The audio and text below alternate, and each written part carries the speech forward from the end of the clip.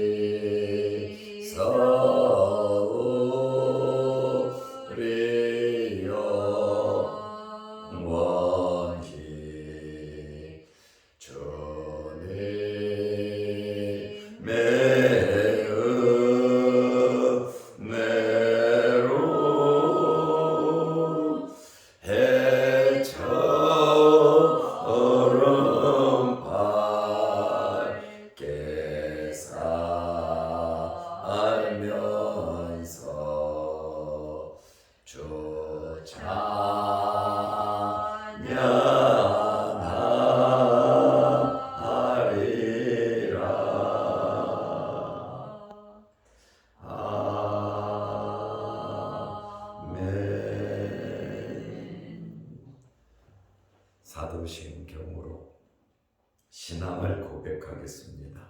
전능하사 천지를 만드신 하나님 아버지를 내가 믿사오며 그 외아들 우리 주 예수 그리스도를 믿사오니 이는 성령으로 잉태하사 동정녀 마리아에게 나시고 본디오 빌라도에게 고난을 받으사 십자가에 못 박혀 죽으시고 장사한 지 사흘 만에 죽은 자 가운데서 다시 살아나시며 하늘에 오르사 전능하신 하나님 우편에 앉아 계시다가 저리로서 산자와 죽은 자를 심판하러 오시리라.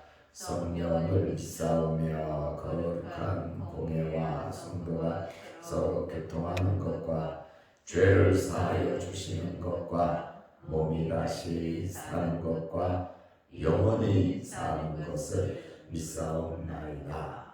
아멘. 하나님의 말씀 마가복음 12장 3절에서 5절 말씀까지 보겠습니다. 그들이 종을 잡아 심히 때리고 거저 보내었거늘 다시 다른 종을 보내니 그의 머리에 상처를 내고 능욕하였거늘 또 다른 종을 보내니 그들이 그를 죽이고 또 그 외 많은 종들도 더러는 때리고 더러는 죽인지라. 아멘. 5절 말씀까지 보았습니다.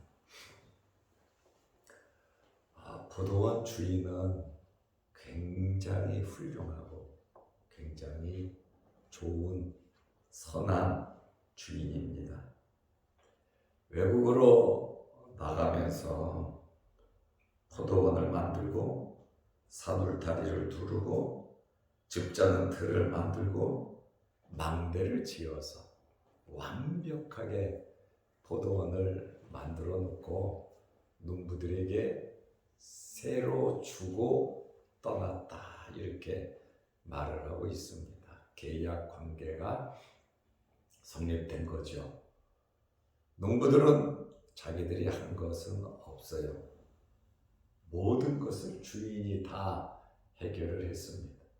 농부는 열심히 일을 해서 포도원의 소출, 주인 것을 주고 자기들이 그것을 나누어 가지면 되는 거예요. 자기들의 소출로 처자식 먹여 살리고 또 저축도 하고 집도 사고 이것저것 할 수 있도록 주인은 투자자로서 모든 것을 맡긴 자로서 일정 분만 주고 나머지는 농부들이 가지도록 했습니다. 자기 거 아무것도 없이 땀 흘려 노력해서 얻은 수확 당연히 주인에게 줘야죠. 그리고 자기들도 먹고 살아야죠. 그러니까 열심히 해서 많은 수확을 얻으면 좀 더 많이 가져갈 수 있는 것이고 주인에게도 많이 줄 수 있는 겁니다. 이것이 윈윈의 전략이죠. 농부들은 일만 하면 돼요. 최선을 다해서 지혜롭게 일을 하면 됩니다. 그러면 먹고 사는 거예요. 주인에게 약속한 것, 그것만 주면 됩니다. 2절 말씀에 보면 때가 이르매, 이제 추수 때가 지나고 포도주를 만들었어요. 때가 이제 되니까 농부들에게 포도원 소출 얼마를 받으려고 한 종을 보내니 전부 다 뺏어가는 거 아니에요. 여기 얼마 정해진 그 양이잖아요. 이 얼마라고 하는 이 표현이 많은 양은 아니에요. 최소한 기본적인 것은 주인에게 주도록 계약이 되어 있죠. 그런데 농부들의 반응이 어떠했습니까? 농부들은 주인이 종들을 보냈는데 3절에 보면 종을 잡아 심히 때리고, 계약 위반이죠. 당연히 주인은 소출 일부를 받아야 농부들도 마음 편하게 다리 쭉 펴고 사실 일할 수 있는 거거든요. 그런데 조금 더 자기들이 가지려고 욕심을 부리고 약속을 어기고 주인의 마음도 모르고 주인의 은혜도 모르고 주인이 베푼 사랑도 모르고 정말 배은 망덕하게 종을 보냈더니 3절에 잡아서 심히 때리고 거저 보냈거늘. 4절 5절 말씀에 보면 주인이 또 다른 종들을 보냅니다. 기회를 주는 거죠. 약속한 거 지켜라. 내가 너에게 주는 은혜를, 거저 준 은혜를 감사히 생각하고 최소한의 약속을 지키라고 기회를 주는 거죠. 어떻게 보면 회개할 기회를 주는 거예요. 4절에 보면 다시 다른 종을 보내니 그의 머리에 상처를 내고 머리통을 깨버린 거예요. 능욕하였거늘 아주 수치스럽게 만들었죠. 5절에 보면 또 다른 종을 보내니 이제는 그들이 그를 죽이고, 계속 보내니까 약속 지키라고, 말씀대로 살으라고, 회개하라고 종들을 계속 보내니까 그를 죽이고, 또 그 외에 많은 종들도 더러는 때리고 더러는 죽인지라. 여기 농부들의 반응은 너무 어처구니 없는 그러한 반응을 하고 있어요. 이 비유의 이야기는 여러분들이 잘 알 겁니다. 하나님께서 농부들인 우리들에게 모든 것을 다 주셨잖아요. 우주 만물을 창조하시고 땅을 정복하라고 하나님께서 말씀도 주시고, 특별히 이스라엘 백성을 선택한 것처럼 하나님의 백성들을 선택했지요. 세상 사람들은 몰라도, 농부들 외의 사람들은 몰라도 농부들은 그 주인을 알잖아요. 우리들이거든요. 우리들이 농부들이다 그 말이에요. 하나님으로부터 모든 것을 받아서 요람에서 무덤까지 살아가고 있는 것입니다. 수확량이 얼마든지 하나님께서는 최소한의 정해진 것, 그것을 요구해요. 왜냐하면 더 많은 것을 주시기 위함입니다. 주인하고 관계가 좋으면 다른 것도 주지 않겠습니까? 달란트 비유처럼 5달란트, 2달란트 맡은 사람에게 뭐라 그랬습니까? 내가 더 많은 것을 너에게 맡기리니 그러잖아요. 우리가 농부들처럼 달란트 비유처럼 하나님 말씀대로 정말 열심히 최선을 다해서 살면 하나님께서 더 많은 것을 주실 줄로 믿으시기 바랍니다. 하나님은 주인이시잖아요. 하나님은 전능하신 분이시잖아요. 그러니까 오늘 여기 농부들은 실수하고 있는 것임을 알 수가 있습니다. 구약시대에 종들을 보낸 것처럼 하나님께서 많은 선지자들을 보냈습니다. 우리가 잘 아는 대표적인 선지자 예레미야. 예레미야는 예레미야 20장 2절에 보면 돌에 맞아 죽은, 애굽으로 끌려가면서 돌에 맞아 죽었는데 이에 와서 우리 선지자 예레미야를 때리고 여호와의 성전에 있는 베냐민 문 위층에 목에 씌우는 나무 고랑으로 채워 두었더니 목에 흉기를 설치하고 가두어 두고, 예레미야는 하나님 말씀 전하다가 하나님의 종으로서 하나님의 뜻을 전하다가 애굽으로 끌려가면서 청년들에게 맞아 죽었습니다. 그리고 이사야 선지자가 있습니다. 히브리서 11장 37절에 보면 돌로 치는 것과 톱으로 켜는 것과, 예레미야는, 이사야 선지자는 톱으로 켜서 반토막이 나서 죽었습니다. 누가요? 므낫세 왕에 의해서. 히스기야의 아들 아닙니까? 이사야 선지자는 궁중 선지자입니다. 왕궁에서 말씀을 전하는 사람, 또 히스기야와 친척이라고 하는 왕족에 해당된 아주 집안이 좋은 선지자거든요. 므낫세하고도 친척 관계일 거예요. 하나님의 말씀을 전함으로 농부에게 종이 가서 한 것처럼 주인의 뜻을 전하고, 이사야 선지자는 톱으로 켜서 반토막에 나서 죽었습니다. 돌에 맞아 죽은 선지자 스가랴도 있습니다.